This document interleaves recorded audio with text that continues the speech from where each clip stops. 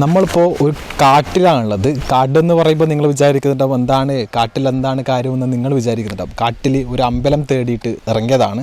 എവിടെയാണെന്ന് വെച്ചാൽ ഇരിക്കൂർ പാറ്റക്കൽ മാമാനത്തമ്മയുടെ ആരുടെ സ്ഥാനമായിട്ടുള്ള കണ്ണങ്കോട്ട് ശ്രീ മഹാവിഷ്ണു ക്ഷേത്രത്തിൻ്റെ അടുത്താണുള്ളത്. അങ്ങോട്ടേക്ക് പോയിക്കൊണ്ടിരിക്കലാണ്. ഒരു കാട്ടിലെ അമ്പലം എന്ന് വിശേഷിപ്പിക്കുന്നത് ഈ ഒരു ഭാഗം ബ്ലാത്തൂരാണ്. ബ്ലാത്തൂരിലെ ആൾക്കാർ ഈ അമ്പലത്തിലേക്ക് വരുന്നത് കാട്ടിലെ കൂടിയാണ്. അപ്പോൾ അവർ ആ ഒരു സ്നേഹത്തോടു കൂടി ഈ അമ്പലത്തിനെ വിളിക്കുന്നത്, ആഗ്രഹിക്കുന്നത് കാട്ടിലെ അമ്പലം എന്ന് തന്നെയാണ്. ഈ ഒരു ഭാഗം ഇരിക്കൂറാണ്. ഇരിക്കൂർ പാറ്റക്കൽ ഭാഗമാണ്. ഇവിടെ നിന്നും അത്യാവശ്യം ഭക്തജനങ്ങൾ ഇവിടെ എത്താറുണ്ട്. എന്തായാലും കുറച്ച് പേർക്കെങ്കിലും ഈ അമ്പലം അറിയാം. എന്തായാലും കുറേ പേർക്ക് ഈ ഒരു അമ്പലം അറിയില്ല.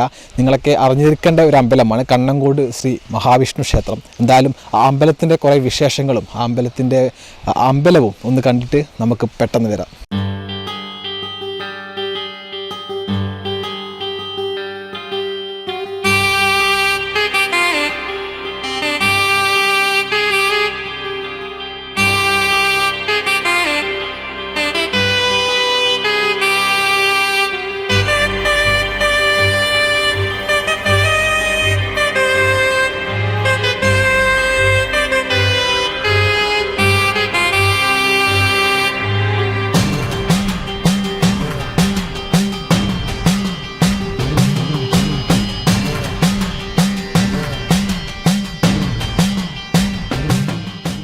മാമാനത്തമ്മയുടെ ആരുടെ സ്ഥാനമാണ് കണ്ണങ്കോട്.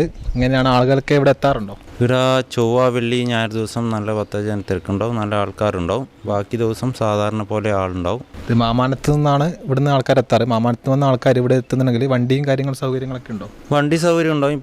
പ്രൈവറ്റ് വണ്ടി അയച്ച് 3 വണ്ടികളുണ്ട്. പിന്നെ കാറ്, ഓട്ടോ, ജീപ്പ് അങ്ങനെ അയച്ച് അവർക്ക് വാഹന സൗകര്യം അവരയച്ച് സ്വന്തമായിട്ട് വരുന്നുമുണ്ട്.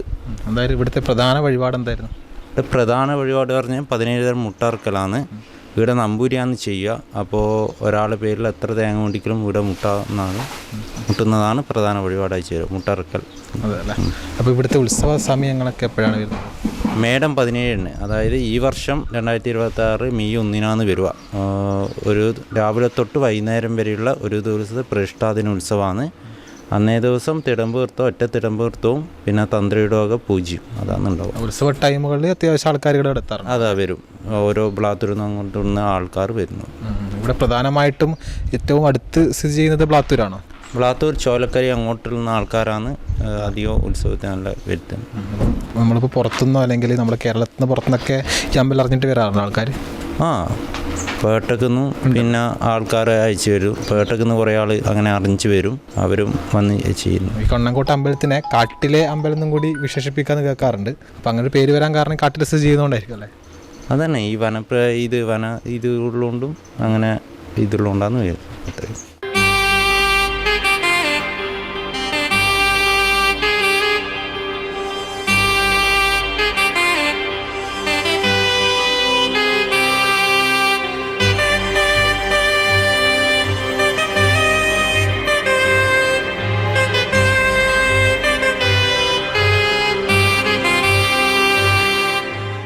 കണ്ണങ്കോട്ട് ശ്രീ മഹാവിഷ്ണു ക്ഷേത്രത്തെ ഈ കാട്ടിലെ അമ്പലം എന്ന് തന്നെയാണ് ഞാനും വിശേഷിപ്പിക്കാൻ ആഗ്രഹിക്കുന്നത്.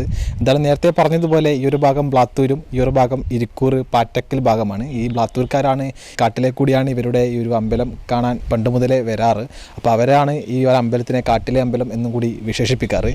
എന്തായാലും വളരെ മനോഹരമായ രീതിയിലാണ് അമ്പലം ഈ ഒരു കാട്ടിൽ സ്ഥിതി ചെയ്യുന്നത്. മാമാനത്തമ്മയുടെ ആരുടെ സ്ഥാനമാണ്. മാമാനത്ത് വന്നാൽ അവിടെ ജീപ്പുണ്ടാവും. അവിടെ നിന്ന് ഇവിടത്തേക്ക് ഒരു 2-3 കിലോമീറ്റർ മാത്രമാണ് കണ്ണങ്കോട്ട് അമ്പലത്തിലേക്കുള്ളത്. എന്തായാലും എല്ലാവരും ഇവിടെ വന്ന് ഈ അമ്പലത്തെ ഒന്ന് സന്ദർശിക്കണം. കണ്ണങ്കോട്ട് നിന്നും ക്യാമറമാൻ ജിതിനൊപ്പം Abdul Blathur, Asianet. Kannur BMH care at home ഇനി മുതൽ ഒരൊറ്റ ഫോൺ കോളിൽ രോഗി പരിചരണം വീട്ടിലെത്തും.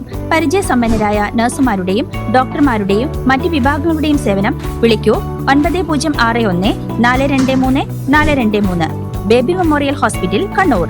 BMH at home 9061 423 423.